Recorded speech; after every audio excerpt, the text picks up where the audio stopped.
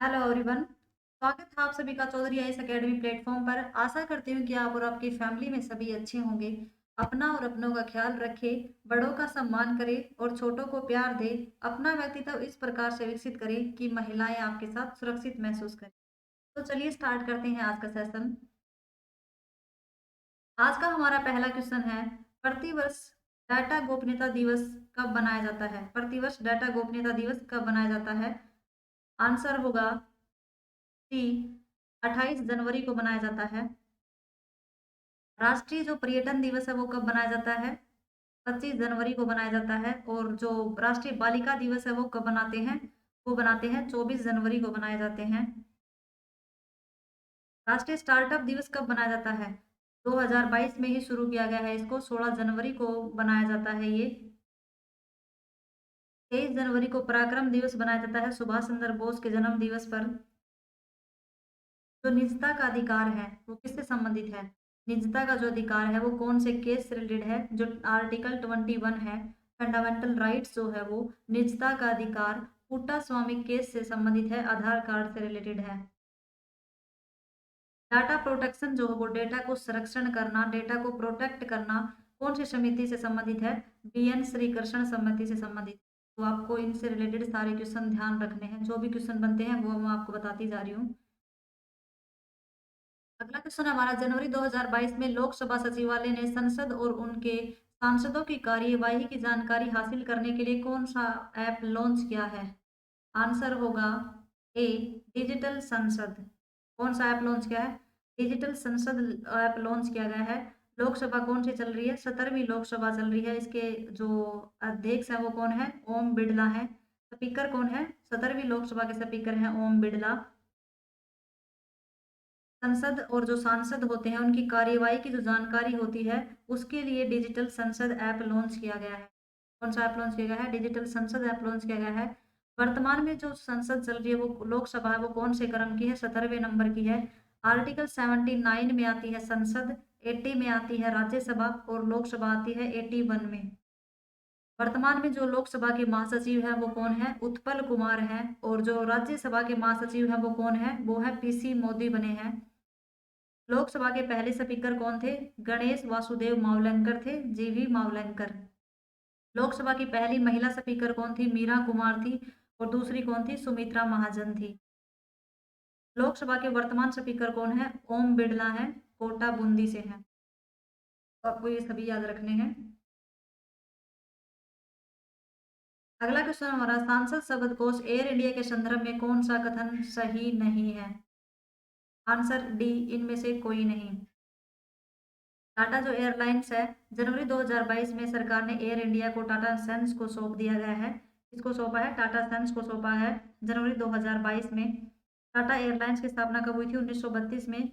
1932 में airlines Tata airlines के रूप में इसकी स्थापना की गई थी। 1946 में टाटा एयरलाइंस को एक सार्वजनिक कंपनी के रूप में बदल दिया गया था। एयर इंडिया के रूप में बदला था इसको 1946 में। इससे रिलेटेड जो भी क्वेश्चन बनते हैं तो सबसे पहले तो कि जो आईपीएल है, आईपीएल 2022 और 23 के जो टाइटल होंगे स्पॉन्सर किसको बनाया गया है? तो वो टाटा ग्रुप्स को ही बनाया गया है। और 2021 में स्पॉन्सर कौन थे आईपीएल के? यूएई में हुआ था और वीवो इसका स्पॉन्सर था। और 2021 का जो आईपीएल है वो किसने जीता था? चेन्नई सुपर किंग्स के द्वारा जीता गया था। और संयुक्त अरब अमीरात में जो है इसका आयोजन किया गया था और वीवो जो है वो इसका स्पॉन्सर था। 2022-23 में स्पॉन्सर टाइटल कौन होगा? तो होगा Tata group. Tata iron and steel company limited TISCO की स्थापना कहाँ हुई? तो वो जमशेदपुर में हुई थी, झारखंड में, तरुण रेखा नदी के किनारे स्थित। और जो उड्डयन मंत्री है वो कौन है? वर्तमान में जो भारत के उड्डयन मंत्री है वो कौन है? मध्य प्रदेश से हैं वो, ज्योतिराज सिंधिया हैं। तो सारे क्वेश्चन आपको ध्यान रखने हैं। अगला क्वेश्चन है हमारा, हाल ही में वायुसेना की झांकी का हिस्सा बनने वाली दूसरी महिला लड़ाकू विमान पायलट कौन बनी है? तो आंसर होगा Shivangi Singh. Answer is a. दूसरी कौन सी बनी है? शिवांगी सिंह बनी है। राफेल लड़ाकू विमान और सेकंड महिला पायलट बनी है। पहली कौन थी? भावना कांत बनी थी पहली, और दूसरी बनी है शिवांगी सिंह बनी है। राफेल का निर्माण किस कंपनी के द्वारा किया गया था? तो राफेल का जो निर्माण है वो डसोल्ट कंपनी है फ्रांस की, उसके द्वारा किया गया था। वायुसेना के जो नए प्रमुख है वो कौन है? तो 8 अक्टूबर को इसका वायुसेना दिवस बनाया जाता है और विवेक राम चौधरी जो है वो वायुसेना के नए प्रमुख बने हैं। अश्लेषा क्या है? तो अश्लेषा एक रडार है जो कि ऊंचाई की जो चोटी होती है, चोटी की जो ऊंचाई होती है उस पर नजर रखने के लिए अश्लेषा रडार का नाम है। निसार जो किसके द्वारा शुरू की गई है? नासा एंड इसरो के द्वारा शुरू किया गया है। तो आपको ये सारे क्वेश्चन ध्यान रखने हैं। अगला क्वेश्चन है हमारा, हाल ही में रूस यूक्रेन संघर्ष के कारण काला सागर चर्चा में रहा। काला सागर के संदर्भ में कौन सा सही है? काला सागर पूर्वी यूरोप और पश्चिमी एशिया के मध्य स्थित है। ये सही है क्योंकि सारे ही सही हैं इसमें। काला सागर जो वो कहाँ स्थित है? पूर्वी यूरोप और पश्चिमी एशिया के बीच में स्थित है। और उसके सीमावर्ती देश कौन कौन से हैं? रूस, यूक्रेन, जॉर्जिया, तुर्की, बुल्गारिया और रोमानिया, सारे देश इसमें शामिल हैं। काला सागर जो है वो और ओजो सागर दोनों को जोड़ने वाला कौन सी जल डमरू है? करच जल डमरू जो है वो काला सागर और ओजो सागर दोनों को ही जोड़ती है। तो आपको ये इससे संबंधित ये सारे क्वेश्चन आपको ध्यान रखने हैं। अगला क्वेश्चन है हमारा, जनवरी 2022 में किस भारतीय टाइगर टाइगर रिजर्व को TX2 वैश्विक पुरस्कार से सम्मानित किया गया है?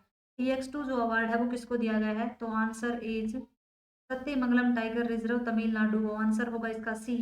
2022 में जो वो टाइगरों की संख्या दुगनी हो जाएगी, इसके लिए जो TX2 अवार्ड दिया गया है वो 2022 को किसको दिया गया है? वो दिया गया है सत्यमंगलम टाइगर रिजर्व तमिलनाडु को। 2021 में किसे दिया गया था? पीलीभीत टाइगर रिजर्व जो कि यूपी में है, पीलीभीत टाइगर रिजर्व उसको दिया गया था। 2022 में सत्यमंगलम टाइगर रिजर्व को दिया गया है। भारत का नवीनतम जो टाइगर रिजर्व है वो कौन सा है? तो वो है 53वें नंबर का है गुरु घासीदास जो कि छत्तीसगढ़ में है। और 52वें नंबर का कौन था? जो कि बूंदी राजस्थान में है, रामगढ़ विषधारी टाइगर रिजर्व राजस्थान के बूंदी में है, 52वें नंबर का था ये।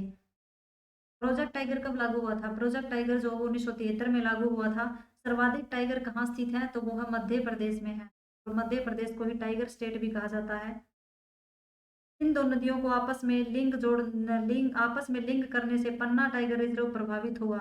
तो पन्ना टाइगर रिजर्व वो कौन सी दो नदियों को जोड़ता है? वो केन और बेतवा दोनों नदियों को जोड़ता है पन्ना टाइगर रिजर्व जो कि मध्य प्रदेश में है। अगला क्वेश्चन है हमारा, हैदराबादी साहित्यिक महोत्सव 2022 के लिए अतिथि राष्ट्र कौन होंगे? आंसर होगा बी, यूनाइटेड किंगडम। स्टार्ट कब किया था? हैदराबाद जो साहित्यिक है वो कब शुरू किया गया था? महोत्सव 2022 में होगा। उसमें जो अतिथि होंगे वो यूनाइटेड किंगडम के वो होंगे। एंड स्टार्ट किया गया था इसको 2010 में। संस्करण कौन सा? इसका 12वां संस्करण है। अतिथि जो राष्ट्र है वो यूके होगा एंड फोकस भाषा होगी पंजाबी। यूके के जो PM है वो कौन है? बोरिस जॉनसन है। हिंदी का साहित्य अकादमी पुरस्कार किसे दिया गया है? हिंदी का जो साहित्य अकादमी पुरस्कार है वो दया प्रकाश सिन्हा को दिया गया है और सम्राट अशोक के लिए दिया गया है। तानसेन महोत्सव कहाँ मनाया जाता है? ग्वालियर मध्य प्रदेश में मनाया जाता है। जो यूनाइटेड किंगडम है और फ्रांस के मध्य कौन सा चैनल है? तो वो है इंग्लिश चैनल है।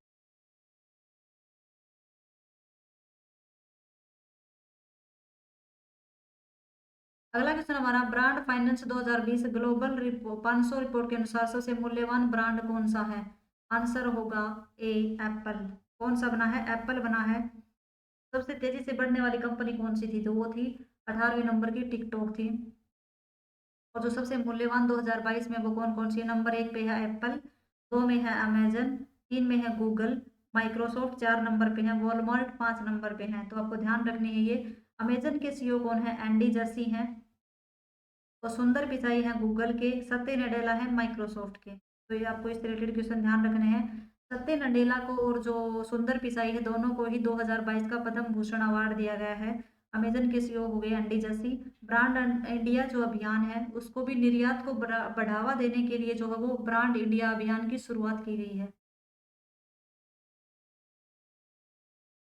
पिछले कुछ वर्षों में कौन सा देश भारतीय अनार के निर्यात के लिए शीर्ष गंतव्य के रूप में उभरा है? आंसर होगा बी, बांग्लादेश। अनार के निर्यात के लिए जो वो भारत और बांग्लादेश के मध्य अनार का निर्यात हो रहा है 50%। परिवहन आसान हो रहा है और आयात के जो मानदंड है वो भी आसान हो रहे हैं। हाल ही में जो ढाका है, बांग्लादेश की जो राजधानी है ढाका, ढाका फिल्म फेस्टिवल के अंतर्गत श्रेष्ठ जो फिल्म है उसका पुरस्कार किसे दिया गया है? वो दिया गया है कुंजागुल को। जो शांति गांधी गांधी जो शांति अवार्ड था 2020 का, वो किसे दिया गया था? वो शेख मुजीबुर रहमान को दिया गया था।